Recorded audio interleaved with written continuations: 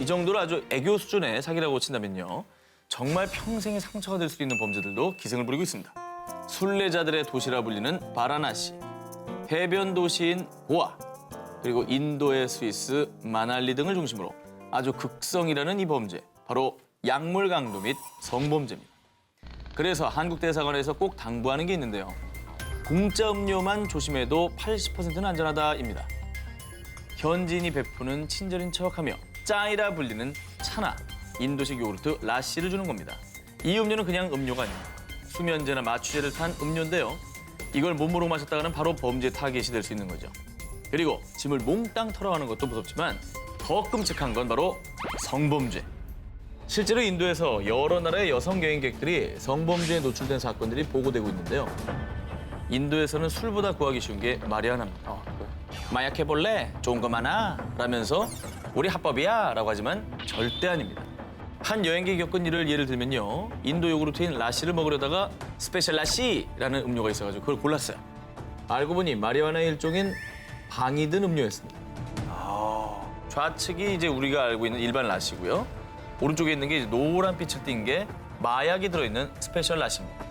근데 이걸 마시면 기분이 무척 업되면서 취하고요. 심할 경우에 정신까지 잃을 수 있다고 하니까 혹시 스페셜 라시를 원하냐라고 물을 경우 무조건 노방 라시, 저스트 노말 라시라고 하시면 되겠습니다.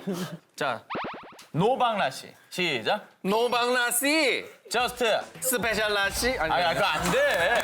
아, 자꾸 먹으려고 그래.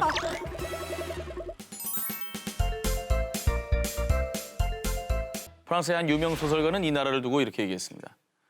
이곳은 세상 어디에도 없는 여행지다라고 말이죠. 바로 인도입니다. 세계인에게 인도는 진정한 힐링과 정신 수양을 위해 찾는 나라죠. 자, 과연 이곳에서는 어떤 범죄가 도사리고 있을까요? 인도 여행자들 사이에서 큰 깨달음처럼 도는 어록이 있습니다. 인도에서 기차표 예매에 성공했다면 더 이상 여행을 걱정할 이유가 없다. 이게 무슨 뜻이냐? 인도에서는 여행지를 이동할 때 기차 이용이 필수입니다. 그런데 마치 매일이 민족 대이동 수준으로 기차 이용객 수가 엄청난 거죠. 자, 바로 이때 당신은 친절을 가장한 하이에나, 즉 사기꾼들에게 범죄의 대상이 됩니다. 난 승무원인데 내가 타려는 기차는 매진됐어. 또는 예약 사무소가 옮겨갔어.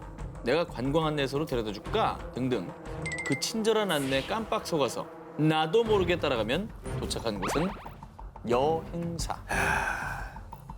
여기서는 몇 배나 뻥 튀겨서 바가지 요금으로 패키지 구매를 유도합니다. 혹시 그런 사람들이 접근을 한다?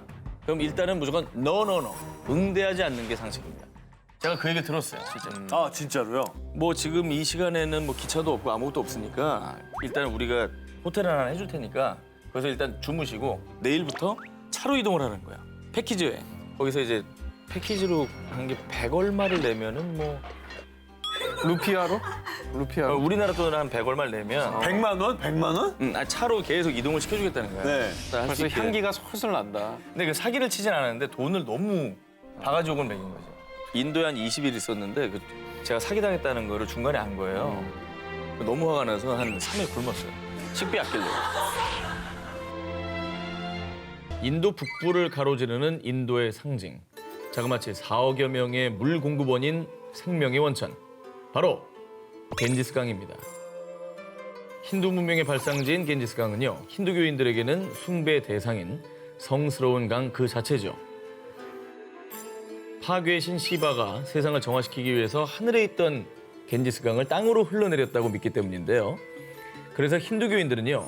치유력이 있는 성스러운 겐지스강에서 몸을 씻으면 자신의 영혼 또 죄까지도 씻을 수 있다고 믿는다고 합니다. 자, 그런데 말입니다. 이 성스러운 강 겐지스강은요.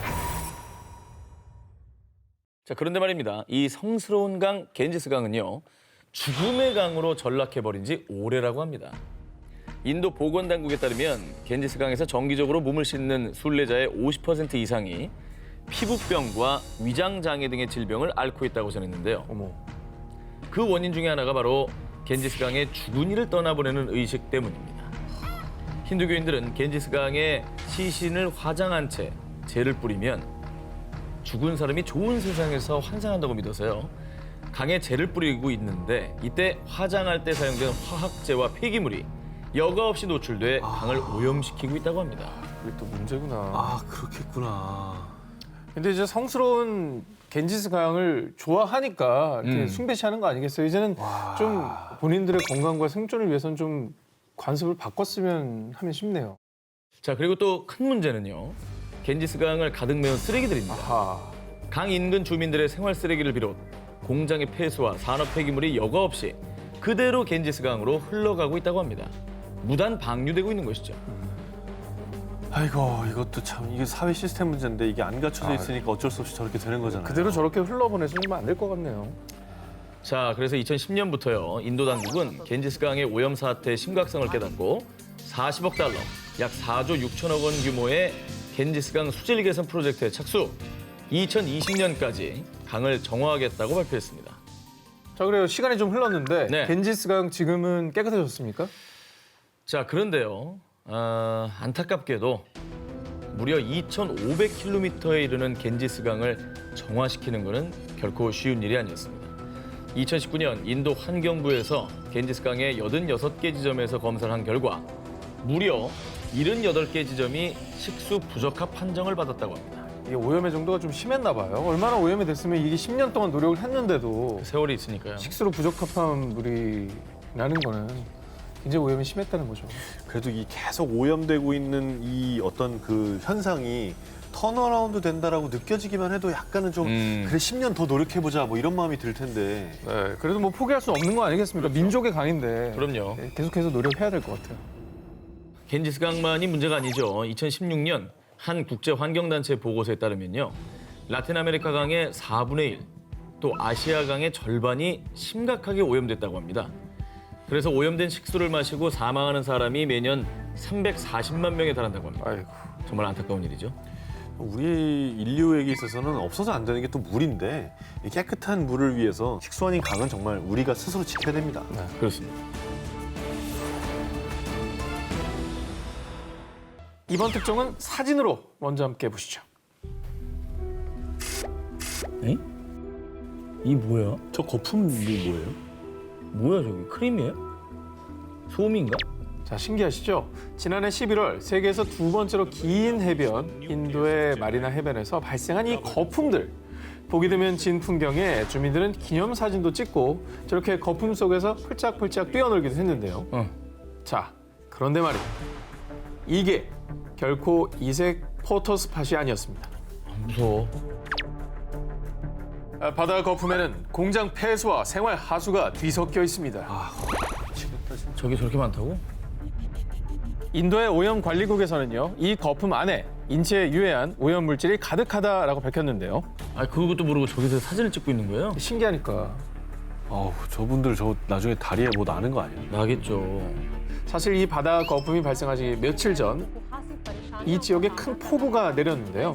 이때 폭우로 인해 생활하수, 공장 폐수 등 정화되지 않은 오수가 바다에 흘러들어가 거품을 만든 겁니다. 조사 결과 무기물인 인산염이 고농도 함유돼 있었다고 합니다. 저 거품이 다 똥물이었던 거네, 진짜로. 똥거품이네.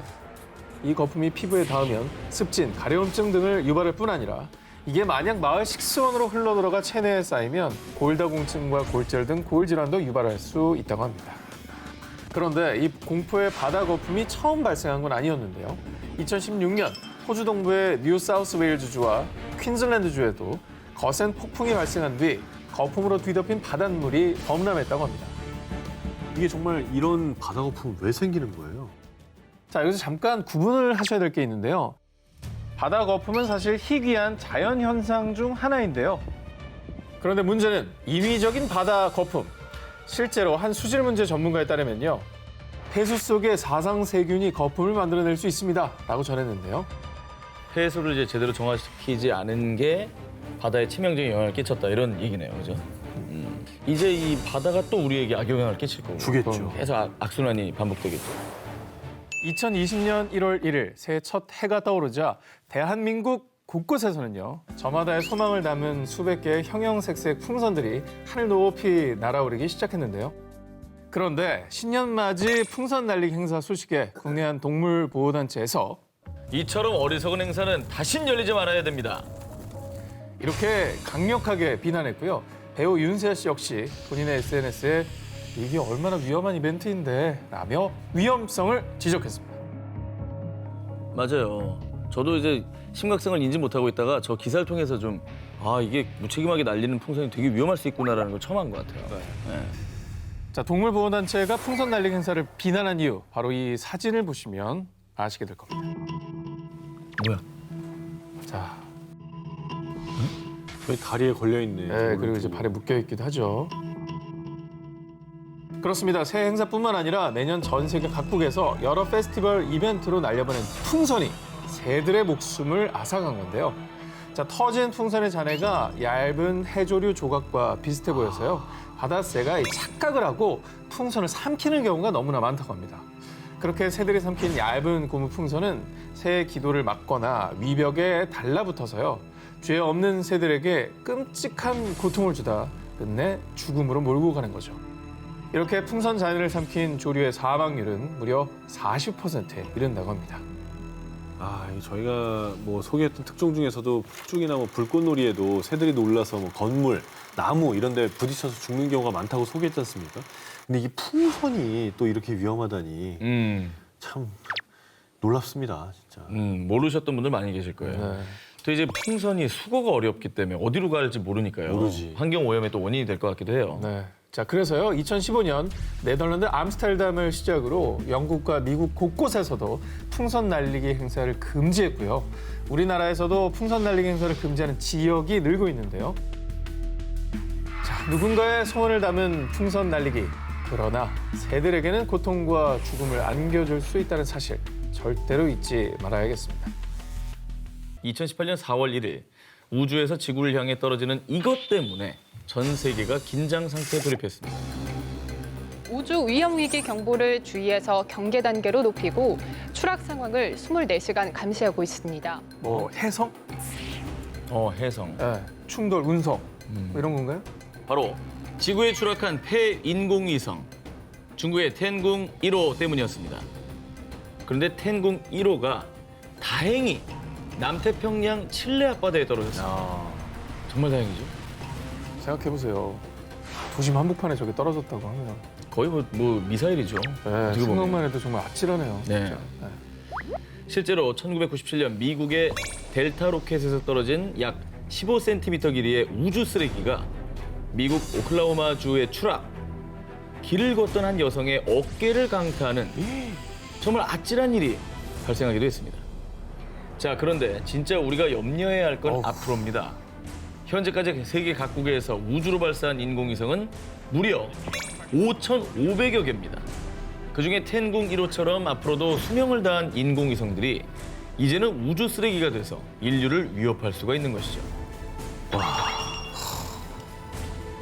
그래서 제가 그 유럽 우주국의 예. 그 조사를 좀 봤는데요. 네네. 우주에 만약에 로켓 잔해, 저 우주에서 쓰던 부품 등이 넘쳐나는데 지름 1mm에서 1cm 크기는 약 1억 2,800만 개.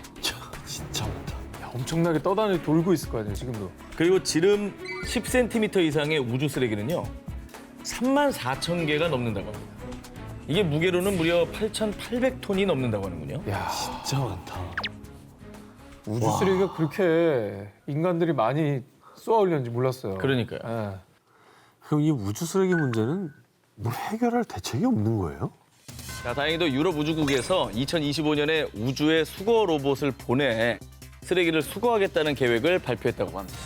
청정 지역으로 손꼽히며 수산자원의 보고로 우리 식탁을 책임진 곳 제주도 바다. 보물이죠, 보물.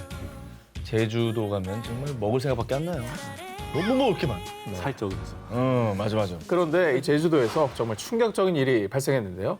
해양동물 생태보존연구소 연구원들이 드론으로 돌고래들을 관찰하던 중 저 돌고래 턱이 이상한데요? 왜? 턱이? 이상하게도 한 돌고래가 계속 입을 벌리고 있었습니다.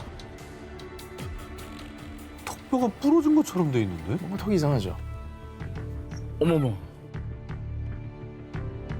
지금 턱 모양이 완전히 바뀌었는데 악성종양일 가능성이 좀 높아 보이지 않나 생각합니다. 흔히 말하는 암입니다. 왜 암에 걸렸지? 그것도 턱에? 돌고래가 왜 암에 걸려요? 네. 암으로 턱이 기형적으로 변한 돌고래. 그런데 이 일이 정말 충격적인 이유가 있습니다.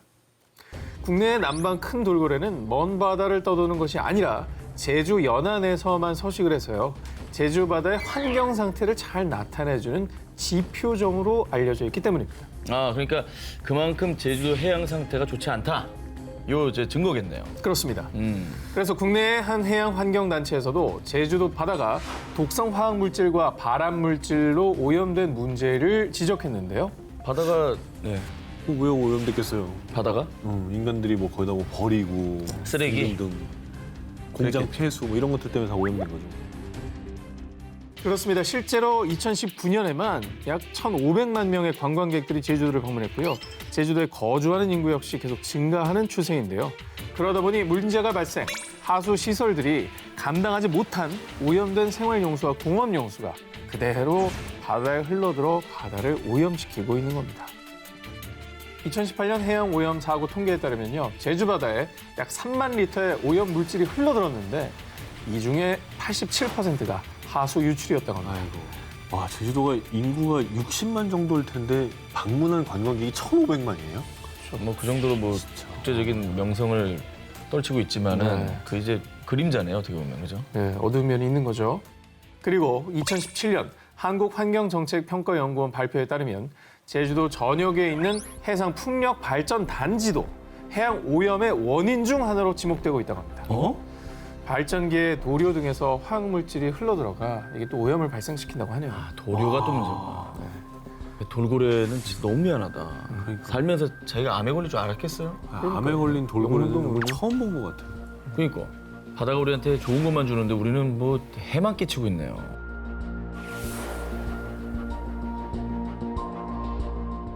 (2017년 8월) 인도네시아 무장한 군인과 경찰 100명 이상이 자바섬의 중부 도시 보올라이에 집결했는데요. 예전에 발리에 약간 폭탄 테러 있었던 적 있잖아요. 맞아. 혹시 뭐 테러리즘 뭐 이런 건가요? 그렇게 생각할 수 있죠. 네. 그러나 인도네시아가 전쟁을 선포한 상대는 바로 사람이 아닌 원숭이였습니다.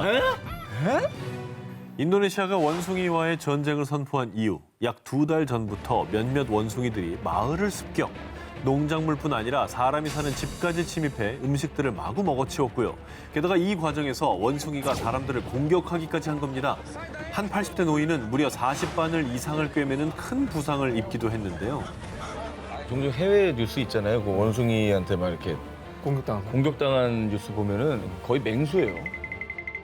근데 이것도 그러면 아까 우리 정 기자님께서 전해주신 북극곰 사태처럼 뭐 서식지의 문제인가요? 아, 비슷합니다. 인도네시아의 국제동물구조단체에 따르면요. 원숭이들이 인간을 공격한 이유는 아이러니하게도 바로 인간 때문이었습니다. 인간들이 개발이라는 명목하에 인도네시아의 원숭이가 살던 서식지를 파괴했고 아이고. 그로 인해서 터전을 잃고 먹이가 부족해지자 인간이 사는 마을까지 내려왔고 그 과정에서 분풀이를 하듯 인간들을 공격한 겁니다. 야, 알고 공격하는 것처럼 느껴지네요. 그죠? 결국 부메랑처럼 우리가 파괴한 자연 때문에 우리가 다시 공격을 받은 거네요. 살던 데가 없어지니까 쟤네들도 어디 가겠어요. 절박한 거죠. 그런데 이게 그냥 해프닝으로 끝날 일이 아니라 정말 끔찍한 일이 많았습니다. 2014년 우간다 산림지대에 위치한 카마자카 마을에서는요. 인간들에 의해 서식지를 잃은 침팬치가 마을에 내려와서 2살짜리 아이를 납치, 또 침팬치가 아이를 살해한 뒤 도망치는 충격적인 사건까지 있었다고 하고요. 그러니까 머리가 좋으니까 힘없는 아이부터 공격을 한 거예요. 그렇죠? 대화도 안 통하고. 네, 무기력한 상대부터 공격을 당한 거죠. 인간과 원숭이와의 전쟁으로까지 문제화되는 게 한 마리의 원숭이가 공격을 받으면 그 원숭이가 여러 원숭이를 데리고 보복을 하러 온답니다. 즉 날이 갈수록 생존을 위협받은 원숭이들의 분노는 커지고 인간과의 갈등이 계속 더 진화하고 있는 것이죠. 무섭네요. 비록 늦었지만 뭐 동물과 인간이 함께 공존하는 방법을 찾아야 되지 않을까요? 이렇게 계속 아이들이 다치고 사람이 죽어나가니까요. 그래서 어떤 방법들을 좀 생각해 볼 수 있을까요? 비슷한 서식지를 찾아서 그쪽에 이제 좀 이렇게 방사하는 방법? 그렇죠. 그런 것들이 좀 좋지 않을까. 근데 너무나 많이 방사하면 기존에 거기 살던 생태계가 또 위협받을 수 있으니까 좀 철저하게 연구한 어떤 전문가들의 조언을 받아서 그들의 서식 환경을 좀 보호해줘야 되는 운동을 꼭 해야 될 것 같아요. 다음 특종입니다. 2002년 인도 서벵골의 한 평화롭던 마을에 갑자기 출몰한 코끼리 한 마리가 논밭을 망치고 난동을 부렸습니다. 그래서 결국 주민이 쏜 총에 맞아 사살되는 사건이 발생했는데요. 아이고. 그런데 코끼리를 부검하는 과정에서 드러난 더 충격적인 사실. 왜? 코끼리의 위장 속에서 무려 17명의 인간 DNA가 검출된 겁니다. 잡아먹은 거예요? 17명을? 그런 거죠. 아니 제가 근데 알기로는 코끼리는 풀을 먹는 동물이거든요. 그렇죠. 네. 어? 인도에서만 매년 400여 명 이상이 코끼리에게 공격당해 사망. 코끼리의 끔찍한 광기가 계속되고 있는데요. 지난 2019년 11월에는 인도 동부 아삼주에 출몰한 코끼리가 사람을 공격해 마을 주민 5명이 사망. 이처럼 무자비하고 광폭한 코끼리의 모습에 테러리스트 오사마 빈 라덴이라는 이름까지 붙여졌는데요. 그래서 당시에 이 광기 어린 코끼리 포획을 위해 드론까지 띄워 추격. 11일 만에 가까스로 포획에 성공했다고 합니다. 너무 충격적이네요. 그런데 대체 왜 순하기로 소문난 초식동물 코끼리가 사람을 공격하고 잡아먹기까지 하는 이런 광기 어린 식인 코끼리가 된 걸까요? 서식지를 잃은 뒤 먹을 것을 찾기 어려워진 코끼리가 인간을 공격하는 것으로 보입니다. 캐나다의 유명 동물학자 데이브 살모니는 이렇게 추측하고 있는데요. 도로 개설 등의 이유로 산을 깎고 부수고 무분별하게 개발한 인간들. 실제로 코끼리가 인간을 공격하는 일은 대부분 코끼리 복도라 불리는 코끼리의 이동 경로 내에서 빈번히 발생하고 있다고 합니다. 결국 식인 코끼리라는 오명을 씌운 건 바로 우리 인간. 코끼리의 광기는 자신들의 생존을 위협하자 살아남기 위한 마지막 처절한 몸부림이었던 거죠. 스마트폰, 컴퓨터, 여러 생활 가전까지 전자기기와 가전제품이 없는 삶. 정말 상상할 수조차 없죠. 그렇죠. 네. 상상이 안 돼요. 두 분도 뭐 스마트폰 없이 버틸 수가 없잖아요. 지금도 액정 보고 싶어 미치겠어. 녹화 중이라 지금. 사실 이제는 너무나 당연한 것이 돼버려서 이제는 없으면 불편한 존재. 맞아요. 예, 그렇게 된 것 같아요. 그런데 말입니다. 우리가 편리함에 속아 정말 중요한 걸 간과하고 있었습니다. 바로 e-waste, 전자 폐기물. UN 환경 계획에 따르면 매년 전 세계에서 발생하는 전자 폐기물이 무려 4천만 톤 이상이라는데요. 제가 예전에 태국에 봉사활동 갔을 때 그것만 매립하는 단지에 가본 것 같아요. 매립을 해버려요. 매립해버려. 아, 그것도 쓰레기잖아. 산이에요, 산. 마을이에요. 자, 그렇다면 이 많은 전자 폐기물들은 다 어디로 가는 걸까요? 그 대표적인 곳이 바로 서아프리카 가나의 수도 아크라에 위치한 빈민가 아그보그 블롯입니다. 야, 저건 거의 마을 전체가 폐기물 처리장의 모습이네요. 어떻게 살아요?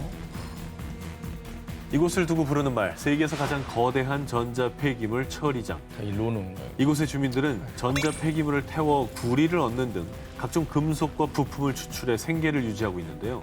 그런데 안타깝게도 전자 폐기물을 태우는 과정에서 납과 같은 중금속이 발생해 심각한 환경 오염을 유발하고 있는 겁니다.